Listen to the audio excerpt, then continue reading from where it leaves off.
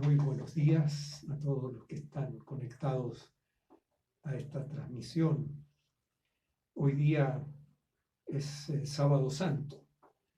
Ayer, viernes, hemos recordado la muerte de Jesús en la cruz.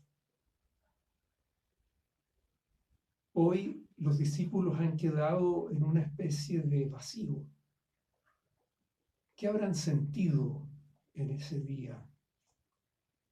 Han perdido al maestro, han perdido su seguridad.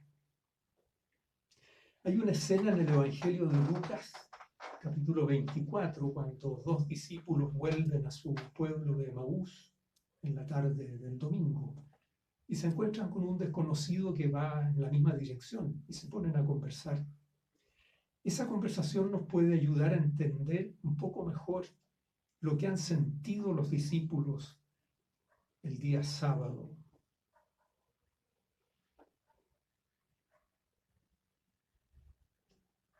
Por esa conversación uno puede sacar la conclusión de que no estaban solo tristes. El relato de Lucas dice que ellos iban tristes, cabizbajos, y por eso el desconocido les pregunta por qué están tristes. Pero en su respuesta revelan que más allá de la tristeza normal cuando se muere alguien a quien queremos mucho, ellos estaban frustrados. Jesús los había decepcionado, porque le responden: nosotros esperábamos que Él iba a liberar a Israel, pero ya van 2 días desde que los jefes lo entregaron a la muerte. Esa esperanza en que Jesús iba a liberar a Israel, esa esperanza que no se cumple porque muere en la cruz, esa esperanza los frustra, los decepciona. Probablemente incluso se han enojado con este Jesús que despertó una esperanza tan grande y no fue capaz de sostenerla, de cumplirla. ¿Por qué Jesús había despertado esa esperanza? También se lo podemos preguntar a estos 2 discípulos que van a Emaús. Porque a Jesús le responden, a ese Jesús desconocido que va con ellos, le responden que Jesús se mostró como un profeta poderoso en obras y palabras delante de Dios y de todo el pueblo. De una manera muy resumida, esta respuesta es lo que cuentan los evangelios. Un profeta poderoso en obras y palabras. Cuando Jesús sale de su pueblo y empieza a recorrer las aldeas de Galilea, su primer y constante anuncio es que el reinado de Dios se está acercando. Por eso Jesús invita a creer en esta buena noticia. Buena noticia, en griego se dice evangelion, de donde viene nuestra palabra evangelio. Invita a la gente a creer en esta buena noticia y a convertirse, es decir, a cambiar de rumbo en la vida para ponerse en lo que podríamos llamar la onda de Dios, de este Dios que quiere reinar para dar vida plena. El anuncio de Jesús no se queda en meras palabras, sino que se hace real en obras, en hechos. Lo que había entusiasmado a los discípulos era justamente eso. Lo que Jesús decía de palabra, lo hacía realidad tangible en sus hechos. Los discípulos lo habían visto devolver la salud a numerosos enfermos. Lo habían visto liberar a muchas personas de la posesión diabólica que les impedía ser plenamente dueños de su vida. Lo habían visto alimentar a mucha gente que estaba con hambre. Es decir, lo habían visto dar vida a muchas personas necesitadas. Era verdad entonces que Dios había empezado a reinar en la historia humana mediante la acción de Jesús. ¿Cómo no entusiasmarse con Él? Es verdad también que había cosas en Jesús que desconcertaban a los discípulos, entre ellas su facilidad para acoger a la gente marginada, fuera por problemas religiosos o simplemente sociales. Marginados religiosos eran los pecadores, y entre ellos particularmente los recaudadores de impuestos.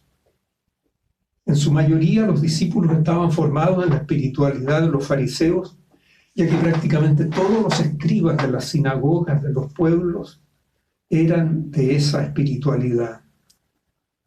Y tema central del farisaísmo era mantener lo que para ellos era la pureza, de modo que había que evitar todo lo que fuera impuro, es decir, todo lo que estuviera alejado de Dios y alejara de Dios. En su idea la impureza era como un virus altamente contagioso. Israel estaba en tiempos de Jesús colonizado por el Imperio Romano, y Roma era un pueblo, como todos los pueblos no judíos, un pueblo impuro, lejos de Dios, porque Dios no lo había elegido como pueblo suyo. Pero los recaudadores de impuestos trabajaban para el imperio en contacto permanente con romanos impuros. Por consiguiente, se contagiaban de esta impureza. Y Jesús los acogía y comía con ellos. También se contagiaba con la impureza. Algo análogo sucedía con las mujeres y los niños marginados sociales, considerados los últimos en la escala social de la época. Y Jesús también los acogía, a pesar de que más de una vez, contra la opinión de sus discípulos que querían impedirles que se acercaran. Jesús los atraía, despertaba su esperanza y al mismo tiempo los escandalizaba. La cumbre del escándalo se presenta justamente después que Pedro lo confiesa como el Mesías. Lo reconoce como ese rey que va a liberar a Israel en el nombre de Dios y con su poder. Una vez que Jesús acoge esta confesión de Pedro, empieza a hablar sobre la muerte cercana en una cruz. A Pedro esto no le cabe en la cabeza y lo increpa duramente. Pareciera entonces que los discípulos se debaten entre aceptar a Jesús tal como Él se presenta, despertando esperanza y al mismo tiempo escandalizándolos con cosas que no comprenden. Se debaten entre aceptarlo así como es o abandonarlo. El día viernes, la muerte inclina la balanza por el lado del abandono. Definitivamente su muerte ha frustrado la esperanza que habían puesto en él. Dicho de otra manera, ellos habían creído encontrar a Dios en ese profeta poderoso en obras y palabras que dicen los discípulos que vuelven la tarde del domingo a Emaús. Pero la muerte les demuestra que Dios no estaba ahí. El Dios viviente y poderoso no puede haber estado en uno que termina colgado en una cruz sin absolutamente ningún poder. Me pregunto si la actual pandemia, que afecta al mundo entero, no nos ha puesto en una situación semejante a la de los discípulos el día sábado. No tanto porque uno se pregunte cómo el Dios bueno y poderoso permite una cosa así. Más bien, por lo que me ha tocado oír y saber, muchos católicos están desconcertados porque, aunque sea por un tiempo que no sabemos cuánto va a durar, ya no pueden contar con los medios que habitualmente les permitían encontrarse con Dios. Los templos que están cerrados para evitar aglomeraciones, los sacramentos, por ejemplo, la celebración en comunidad de bautizos, matrimonios, eucaristías. También el encuentro más privado y personal con un sacerdote para la confesión o para un consejo espiritual se ha dificultado por la distancia social, por la cuarentena. Incluso pareciera que el llevarle la comunión a enfermos y ancianos se ha hecho más difícil. Aquellos momentos de encuentro con Dios se han dificultado. Estamos sin Él. Por lo menos así se sienten muchos cristianos. Ahora, más atrás y más a fondo, la crisis eclesial que hemos vivido y que seguimos viviendo dolorosamente nos desconcierta, nos escandaliza y en muchos casos nos indigna. ¿Podremos seguir confiando en el clero? ¿Podremos seguir confiando en que en esta iglesia institucional Dios se nos hace presente? Y como si todo esto fuera poco, en Chile vivimos una crisis social sin precedentes. Estamos desconcertados por todas partes.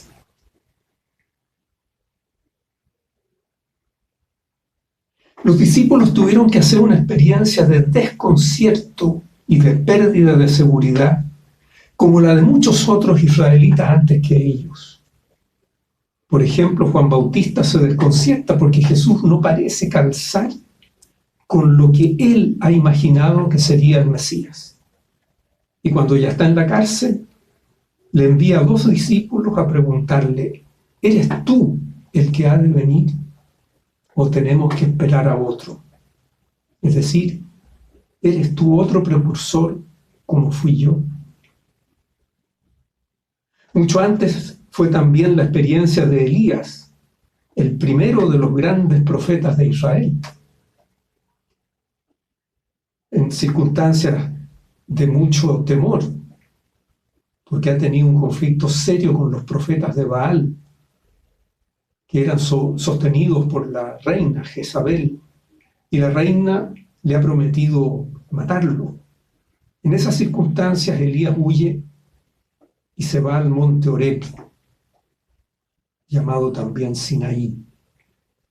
Él busca reencontrarse con Dios, ahí donde Dios se había manifestado a Moisés, le había entregado el decálogo, los 10 mandamientos, y había sellado la alianza con el pueblo de Israel, su pueblo.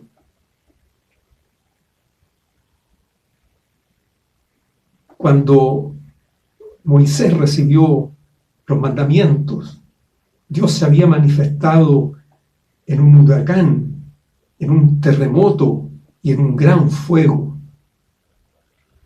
Elías llega al Horeb y tiene la experiencia sucesiva de un huracán, un terremoto y un fuego. Y una y otra vez Dios no está ahí. Y al final una brisa suave. Y ahí está Dios.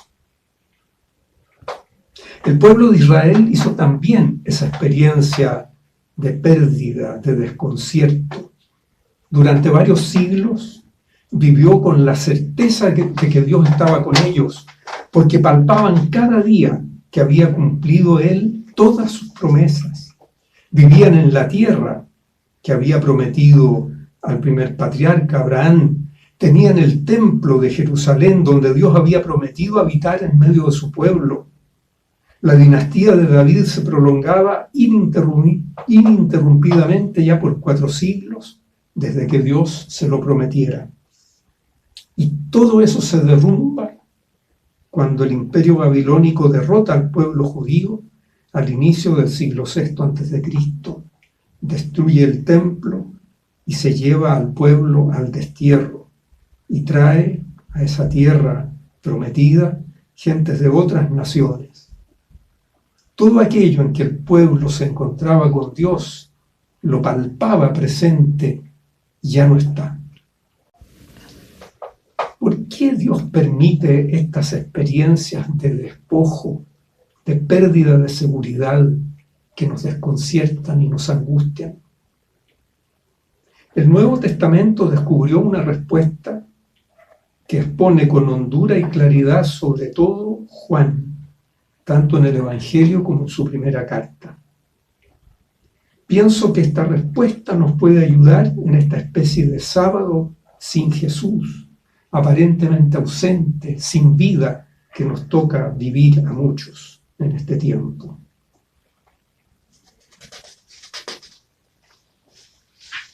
Creo que la respuesta que da Juan la puedo exponer en 2 pasos. Primero, ¿por qué la pérdida de esos lugares donde encontrábamos a Dios? ¿Qué sentido tiene esa pérdida? Y segundo, ¿dónde encontrarlo de verdad después de la pérdida? Primero, el problema de los lugares donde nos acostumbramos a encontrar a Dios, al decir lugares estoy pensando en personas, acciones, sean acciones personales o acciones colectivas, como las celebraciones litúrgicas, por ejemplo. Estoy pensando en espacios como los templos. Estoy pensando en tiempos especiales como la Cuaresma o el Adviento o el tiempo de resurrección, etc. El problema de los lugares donde nos acostumbramos a encontrar a Dios es que son lugares humanos. Son lugares de nuestro mundo. Y Dios no es un elemento más de este mundo. Está en Él, pero no es de Él. No cabe en Él, porque es trascendente. Va mucho más allá de todo lo humano y mundano. El problema es que esos lugares humanos, mundanos, se nos pueden convertir en ídolos. Es decir, podemos llegar a creer que en esos lugares tenemos atrapado a Dios, lo tenemos seguro, que nunca se nos va a escapar. Por eso, cada cierto tiempo Dios se las arregla para despojarnos de esos lugares. Porque el ídolo no nos salva, no nos da vida. Solo Dios puede darnos vida plena. Dios nos ama y por eso no quiere que busquemos la vida donde no se encuentra la vida, porque no está ahí. De ahí el despojo. Y segundo, entonces, ¿dónde vamos a encontrar a Dios? La respuesta del apóstol Juan es muy simple, pero a la vez muy difícil de vivir en la vida normal de cada día. Juan nos dice, Dios es amor, y el que no ama no conoce a Dios. En su perspectiva se trata indisolublemente del amor a Dios y a los hermanos, porque, como dice, el que no ama a su hermano al que ve, no puede amar a Dios a quien no ve. Como Dios es amor, Él es la fuente de todo amor verdadero. De nuevo Juan, no somos nosotros los que hemos amado a Dios, sino que es Él el que nos ha amado y ha enviado a su Hijo como víctima de propiciación por nuestros pecados. Este Hijo encarnado en la persona de Jesús de Nazaret nos ha mostrado cómo es Dios, cómo es el amor de Dios. En esa larga conversación en la sobremesa de la última cena, en el Evangelio de Juan, el apóstol Felipe le pide a Jesús, muéstranos al Padre y nos basta. Y Jesús le responde, Felipe, tanto tiempo que estoy con ustedes y todavía no me conoces. El que me ve a mí, ve al Padre.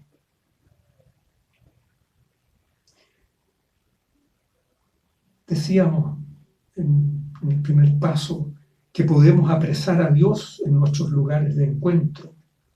convirtiéndolos en ídolos, y por eso Dios nos despoja. Pero también podemos imaginar el modo de amar que Dios tiene al modo como amamos nosotros. Jesús nos saca de ese riesgo de error. En el Evangelio de Juan, Jesús dice dos cosas fundamentales sobre su manera de amar. La primera, nadie tiene mayor amor que el que da la vida por sus amigos. Y eso es precisamente lo que Él hace en la cruz. Y aquí viene la segunda cosa fundamental, porque esa muerte en la cruz la acepta libremente. Nadie me quita la vida, yo la doy libremente. En la carta a los Filipenses, Pablo ha descrito este amor de vaciamiento de sí, de kenosis, con la palabra griega que él usa, y nos ha invitado a amar nosotros también de esa manera. Tengan entre ustedes los mismos sentimientos de Cristo Jesús. Siendo de condición divina, no retuvo celosamente ese rango de igual a Dios, sino que se vació de sí mismo, tomando la condición de esclavo y haciéndose semejante a los seres humanos. Y habiendo vivido como ser humano, se humilló más todavía, haciéndose obediente hasta la muerte, y una muerte de cruz. Quiero añadir aquí una reflexión sobre la Eucaristía. Ahora que durante un tiempo que no sabemos cuánto va a durar, no podemos participar en la celebración de la Eucaristía. Entonces pienso que nos puede hacer bien reflexionar sobre el sentido que tiene. Jesús la dejó en memoria suya. Si nos fijamos en las palabras que él mismo dijo cuando repartió a los discípulos el pan y el vino en la última cena, nos podemos dar cuenta de algo central. Jesús dijo: esto es mi cuerpo que se entrega por ustedes, esta es mi sangre que se derrama por ustedes. La presencia de Jesús en el pan y el vino consagrados no es la presencia estática de un ídolo inerte, sino la presencia viva, dinámica, del que está ahí entregando su vida por amor. Por eso, cuando comulgamos, cuando hacemos nuestro ese cuerpo entregado, esa sangre derramada por nosotros, estamos diciendo que también nosotros queremos así vivir nuestra vida, dándonos, vaciándonos de nosotros mismos, para servir a otros, sobre todo a los más necesitados de ayuda, de apoyo, de cariño. Si no estamos dispuestos a eso, nuestra comunión no nos sirve de nada, incluso es contraproducente, porque es un acto de hipocresía. Es cierto que somos débiles y jamás podremos amar como Jesús. Lo importante es avanzar en esa dirección y tratar cada día de ir dando un nuevo paso en la dirección del amor hacia los demás como Jesús nos amó. Y por último, una palabra sobre Dios. ¿Cómo imaginamos a Dios? En la cruz se nos revela la plenitud de Dios, porque en la cruz culmina la vida de Jesús. Lleva el amor hasta el extremo de dar la vida. Hay un pasaje de Blondel, Mauricio Blondel, un filósofo católico francés de fines del siglo XIX y hasta la mitad del XX, en que él sintetiza quién es Dios para el pueblo judío, para el pueblo griego y para el Nuevo Testamento. Lo sintetiza simplemente con 3 palabras. Para el judaísmo, Dios es poder. Para el griego, Dios es verdad. Para el Nuevo Testamento, Dios es amor. Yo creo que esa palabra de Blondel llega muy al fondo en su misma sencillez y simplicidad. Llega muy al fondo del Nuevo Testamento. Siempre estamos tentados a ver a Dios como poder. Cuando rezamos, cuando le pedimos, normalmente estamos pensando en el poder de Dios. Jesús en la cruz no tiene ningún poder y nos ha mostrado que lo fundamental en Dios, yo me atrevo a decir, lo único en Dios es el amor. Siempre que hablamos de Dios, nos equivocamos porque Dios no cabe en nuestras palabras. Pero tenemos que decirlas porque son palabras que nos ayudan a acercarnos a Él. Yo me atrevo a decir que Dios no sabe hacer otra cosa, no puede hacer otra cosa que amar. Y si tiene poder, es solo el poder del amor. Y si hay en Él verdad, es solo la verdad del amor.